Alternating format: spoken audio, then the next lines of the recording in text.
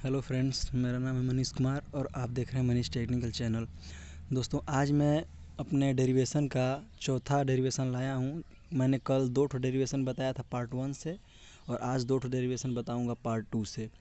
तो उसमें से एक डेरिवेशन मैंने बना दिया है और ये है दूसरा डेरिवेशन। तो इसका नाम है उत्तल गोलीय पृष्ठ के लिए अवतल का अपवर्तन का सूत्र। तो चलिए देखते हैं ये कैसे करते हैं। ठीक, तो सबसे पहले उत्तल के लिए हम ये उत्तल का पृष्ठ बना लेंगे कुछ इस तरीके से उभरा हुआ। उसके बाद हम इसमें बना देंगे इसका एक मुख्य अक्ष बना देंगे। ठीक है, तो ये मुख्य अक्ष थोड़ा सा लंबा बना रहे हैं। क्यों बना रहे हैं आपको बता रहे हैं अभी। और ये हो गया इसका ये पोल। ठीक, अब यहाँ से मान लीजिए यहाँ से हम एक ऑब्जेक्ट को यहाँ से भेजते हैं। ठीक, तो ये ऑब्जेक्ट गया ऐसे। ठीक, अब इसको जाना चाहिए कुछ ऐसे। ठीक, इसको जाना चाहिए कुछ ऐसे, लेकिन ऐसे नहीं जाता है। क्यों नहीं जाता है? अब देखिए, जैसे उस वाले में अवतल वाले में जैसे हम लोग एक अभिलंब खींचे थे, वैसे यहाँ भी एक अभिलंब चलिए खींच दे रहे हैं। यहाँ पर मान लीजिए C है और यहाँ पर एक हम ऐसे एक अभिलंब खींच दे रहे हैं। ठीक, तो अब बताइए आप ही लोग कि जब सघन, ये मान लीजिए विरल माध्यम है और ये माध्यम है सघन N2 N1। ठीक, जब विरल माध्यम से प्रकाश की किरण सघन माध्यम में जाती है तो अभिलंब की ओर झुकती है। तो देखिए, जाना चाहिए था उधर, लेकिन ये हल्का सा क्या हो जाएगी, बैंड हो जाएगी, मुड़ जाएगी, झुक जाएगी। और इसको अगर हल्का सा पीछे लेंगे तो कुछ यहाँ पर आपका क्या बनेगा, इमेज बनेगा यहाँ पर। ठीक, तो इमेज वाले कोण को हम हमेशा बीटा से दिखा रहे थे और इस वाले कोण को ऑब्जेक्ट वाले अल्फ़ा, और यहाँ पर जो कोण बनेगा ये गामा बनेगा, क्योंकि जो अभिलंब के साथ बनता था हम लोगों का उसमें वो गामा बनता था। ठीक, यानी कि यहाँ से गई और उसके बाद जाना चाहिए था आगे एकदम सीधे, लेकिन ये अभिलंब की ओर थोड़ा सा क्या हो गई, झुक गई, यानी कि इसका प्रतिबिंब यहाँ बन गया। ठीक, तो यहाँ पर जब प्रतिबिंब बन गया तो पोल से लेकर इसकी बीच की जो दूरी हो जाएगी वो -b हो जाएगी। ये ऑब्जेक्ट से लेकर पोल तक के बीच की दूरी -u, और ये पोल से लेकर वक्रता केंद्र इसका जो है हिसाब यहाँ तक के बीच की दूरी r हो जाएगी। ठीक, अब इसके बाद क्या करते हैं हम लोग, अब देखते हैं आपतन कोण और परावर्तन कोण कहाँ बना। ठीक है, तो यहाँ पर अगर ध्यान से आप देखेंगे तो ये ऑब्जेक्ट वाली जो लाइन है ये वाली, ये अभिलंब के साथ जितना कोण बनाएगी इसको क्या कहेंगे, आई, मतलब आपतन कोण। ठीक, और ये वाला जो है यहाँ पर जो दिख रहा है आपको, जो ये इमेज वाली लाइन है, ये अभिलंब के साथ जितना कोण बनाएगी, तो आप बताइए, आप ये कोण बनाएगी या फिर ये कोण बनाएगी? तो निश्चित तौर से ये कोण नहीं बनाएगी। जब भी बनाएगी ये वाला कोण बनाएगी, ये ऊपर वाला, क्योंकि ये है इमेज का और ये है अभिलंब। तो जब भी बनेगा अभिलंब से, तो ये इमेज वाला जो अभिलंब से बनाए इसको हम नाम दे देते हैं आर। ठीक, अब इसके बाद क्या करते हैं, आपका सारा काम हो गया। अब आप ये कीजिए, सबसे पहले यहाँ पर लिख लीजिए स्नेल के नियम से, स्नेल के, अब बस आप चित्र समझ गए तो पूरा लग जाएगा, स्नेल के नियम से। ठीक, और चित्र को एक बार और समझा दे रहा हूँ। जो उत्तल लेंस होता है उसका ये पहला भाग है। उसके बाद यहाँ से मैंने कोई ऑब्जेक्ट लिया जहाँ से प्रकाश की किरण गई, जाना चाहिए था सीधे, लेकिन ये जो अभिलंब है, ये अभिलंब जो है यहाँ से इसकी ओर झुक गई। तो झुकने के बाद इसको जब पीछे हल्का सा खींचे तो यहाँ पर इसका इमेज बना। ठीक, और यहाँ पर हम इसको ले लिए हैं। अब आप पूछेंगे कि अवतल में तो यहाँ लिए थे, उत्तल में यहाँ क्यों लिए हैं? क्योंकि अवतल जो होता है, अवतल अपसारी होता है, उसमें प्रतीत होता है और इसमें रियली वाला होता है, इसीलिए हम उसको इस मतलब इधर लिए हैं। ठीक है, दाएं साइड में। तो स्नेल के नियम से आप sine I upon sine R = N2/N1 हो जाएगा। ठीक, और जैसे उसमें हम साइन को नेगलेक्ट कर दिए थे, क्योंकि वहाँ पर बहुत ही कम कोण बनता है, इसीलिए यहाँ पर भी साइन को नेगलेक्ट कर देंगे। ठीक, तो जब साइन को नेगलेक्ट करेंगे तो I/R = N2/N1 हो जाएगा। ठीक है, तो जब इसको सॉल्व करेंगे तो IN1 = RN2 हो जाएगा। ठीक, इसको मान लीजिए समीकरण नंबर फर्स्ट। ठीक है, अब हम क्या करेंगे, जैसे IN1 = RN2 है तो इसमें I और R का मान फाइंड करेंगे। तो अब देखिए I इस वाले में है, इस पूरे में। ठीक, तो इस कोण को कैसे फाइंड करेंगे, यदि हम यहाँ पर एक लंब खींच दें जिसका नाम दे दें एम एन, ठीक। तो कोण एम ओ सी, ये जो यम ओ सी आपको कोण दिख रहा है, इसमें ये कोण है अल्फा, ये कोण है गामा। यदि इस दोनों कोणों को जोड़ेंगे तो ये वाला कोण बाहर वाला कोण आ जाएगा। जैसे हम आपको बताए थे ना, ऐसे कोई कोण है, देखिए ऐसे, ये कोण है आई, ये कोण है अल्फ़ा, ये कोण है गामा। तो अल्फ़ा और गामा को जोड़ देंगे तो आई मिल जाएगा। तो बस डायरेक्ट लिख देंगे I is equal to alpha plus gamma plus alpha या अल्फ़ा प्लस गामा, ठीक। और उसी तरीके से आर जब निकालना होगा तो आर के लिए ये वाला लेंगे, ये वाला, यानी कि इसका नाम नहीं दिए हैं, दे दीजिए आप ए ही दे दीजिए, ठीक। तो कोण एम ए सी, जब इसको लेंगे तो बीटा और गामा को जोड़ेंगे तो क्या आ जाएगा आर।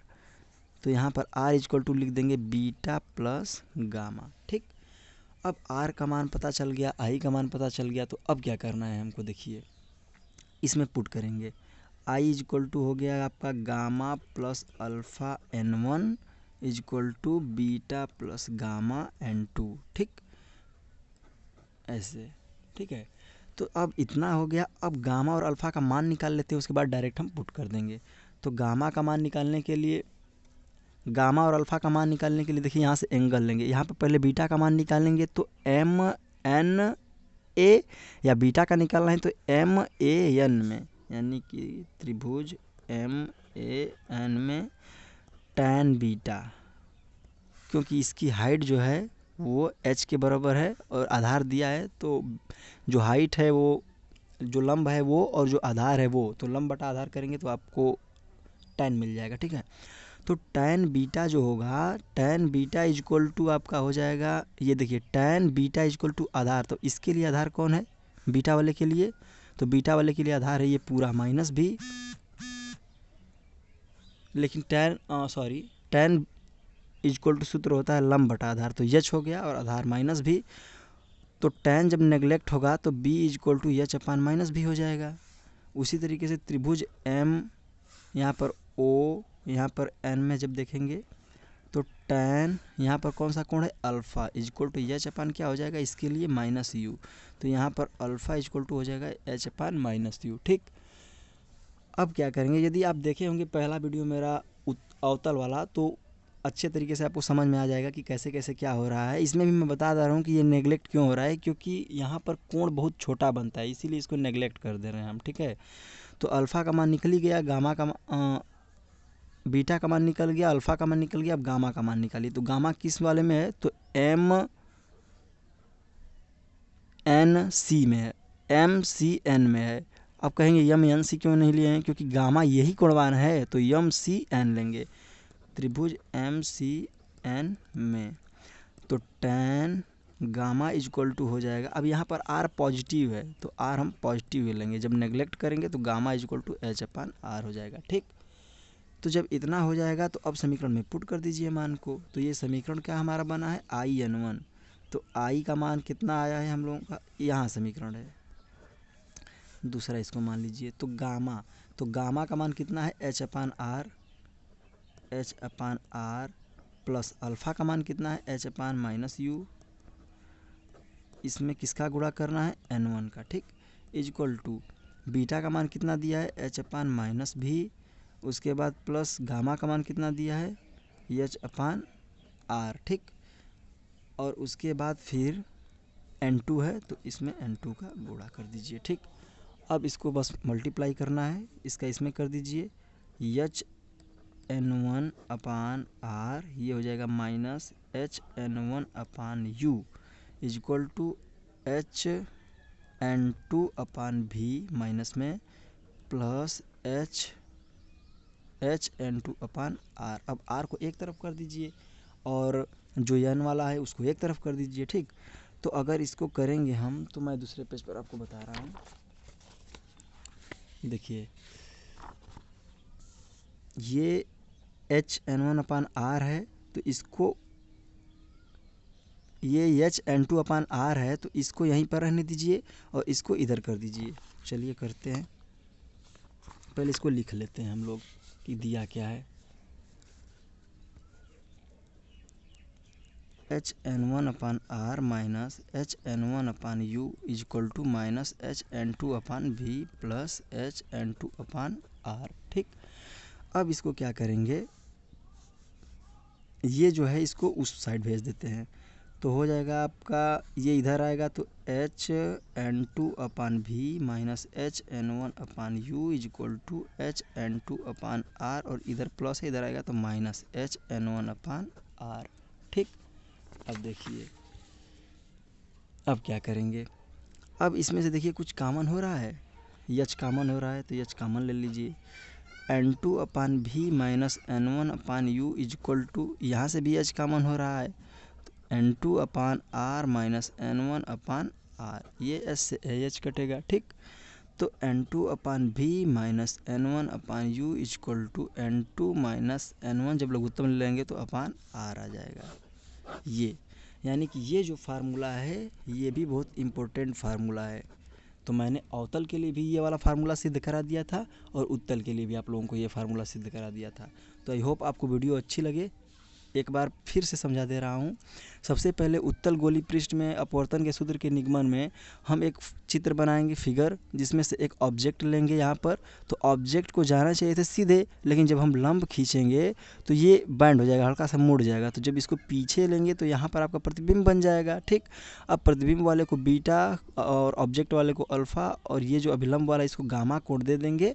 और देने के बाद देखेंगे कि हम लोगों का एंगल ऑफ इंसिडेंट और एंगल ऑफ रिफ्रैक्शन कहाँ बन रहा है। ठीक है, तो यहाँ पर परावर्तन और अपवर्तन कोण देख लेंगे और देखने के बाद हम यहाँ पर डिफाइन करेंगे कि इसकी दूरी क्या है। और ये विरल माध्यम N1 है, ये सघन माध्यम N2 है। उसके बाद फिर स्नेल के नियम से फिर पुट करके अल्फ़ा बीटा गामा का मान निकाल कर यहाँ पर हम कर देंगे।